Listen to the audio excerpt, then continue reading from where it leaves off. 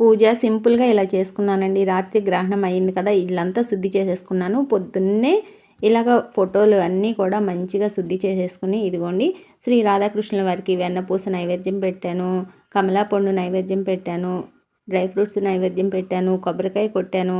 ఇంకా ఇలాగ ఉన్నంతలో సింపుల్గా అయితే దీపారాధన ఇలా చేసుకున్నానండి. పొద్దున్నే పూజ అయితే ఇలా చేసుకున్నాను. పొద్దున్న వీడియో చేసి పొద్దున్నేనే అప్లోడ్ చేద్దాం అనుకున్నా, కానీ టైం సరిపోలేదండి. అందుకని చెప్పి ఈ పూట చేయాల్సి వస్తుంది. 1000K subscribers అయ్యామండి. ఇదంతా మీ వల్లనే అయ్యిందండి. మీ సపోర్ట్ వల్లనే ఇదంతా జరిగిందండి. మీ ఆదరాభిమానాలు ఎప్పుడు ఇలాగే ఉండాలని చెప్పి మనస్ఫూర్తిగా కోరుకుంటున్నానండి. మన యూట్యూబ్ ఫ్యామిలీ ఇంకా పెద్ద ఫ్యామిలీ అవ్వాలని చెప్పి మనస్ఫూర్తిగా కోరుకుంటున్నాను. అలాగే శ్రీ రాధాకృష్ణుల వారి కృపా దీవెనలు అనుగ్రహం మనందరిపైన ఉండాలని చెప్పి మనస్ఫూర్తిగా కోరుకుంటూ మంచి మంచి వీడియోస్తో మీ ముందుకు వస్తానండి. ఈ రోజుకి ఇదేనండి షార్ట్ వీడియో. కొత్త వాళ్ళు ఎవరైనా చూస్తున్నట్లయితే సబ్స్క్రైబ్ చేసి లైక్ చేయండి.